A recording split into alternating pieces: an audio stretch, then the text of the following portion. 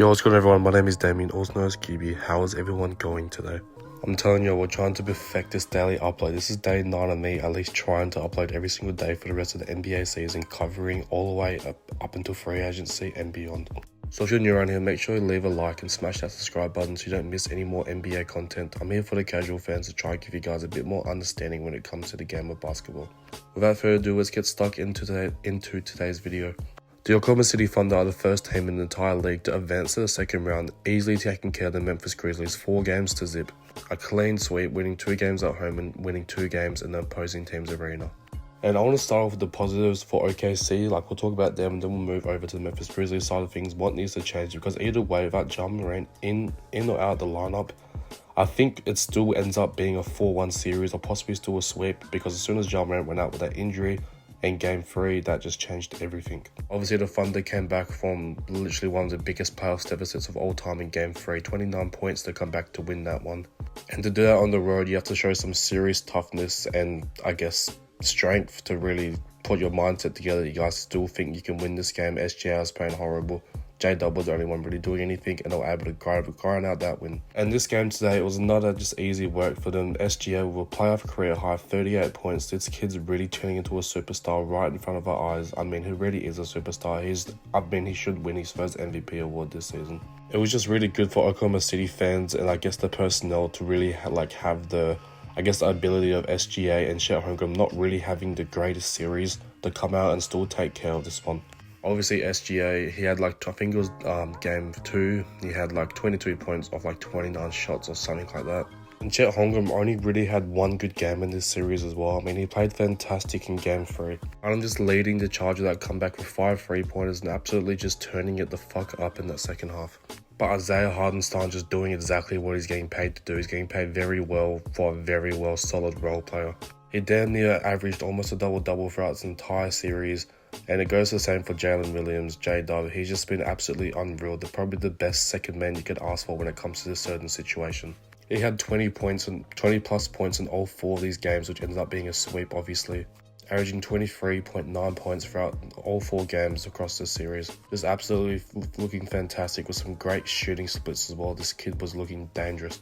And probably one thing that the OKC, I guess, faithful fans, whoever, this isn't even close to as best as you guys can play. You guys really play your best when you verse the best teams in the West, and that's what's about to come up next. They are waiting for the winner of the Clippers and Nuggets series. They're going to have a nice little rest to prepare themselves, go over some game plan, look over both teams and see what the coverage is going to be. Because it's tied 2-2 at the moment between the Clippers and the Nuggets.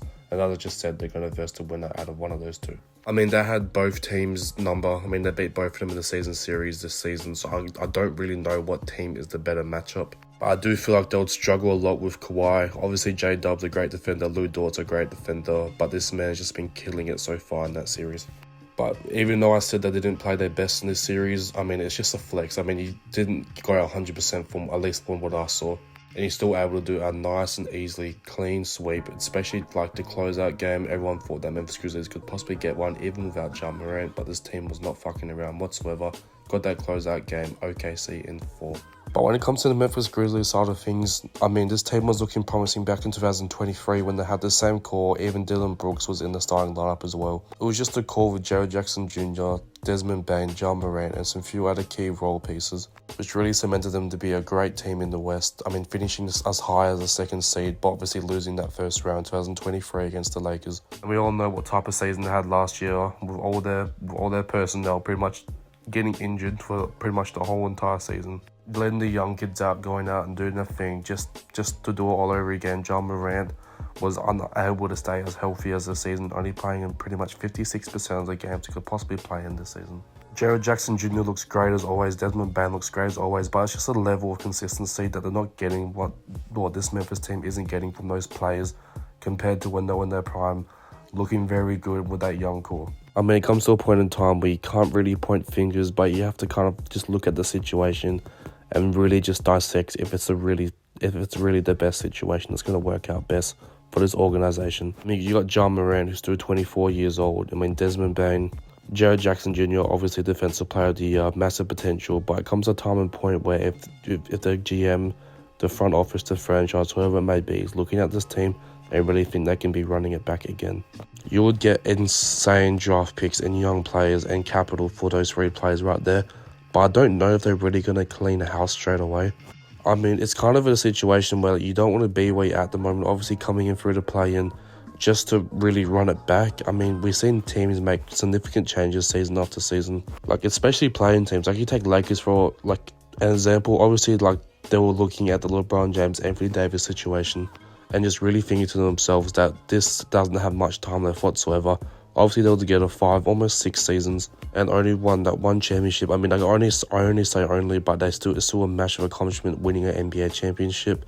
But after that, just obviously making the push to the Western Conference Finals in 2023, just to get swept by the Nuggets and just to be done in 5 games as well.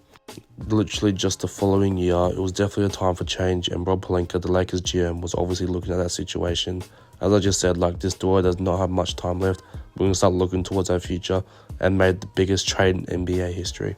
And obviously, I'm not going to expect that sort of trade. I mean, who could they really go out and get, right? Jokic? Fuck, I hope not.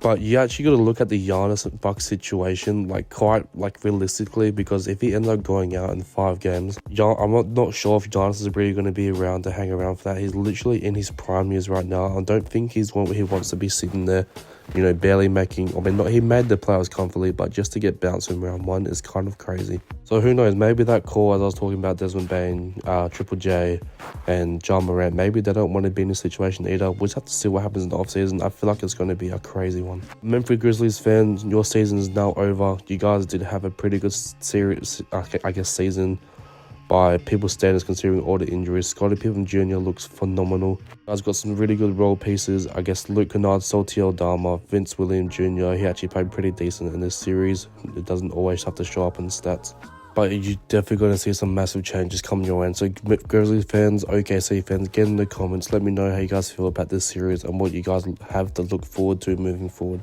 This has been your boy QB. Thank you so much for all the love and support. I appreciate y'all, and I'll see y'all very soon. Peace.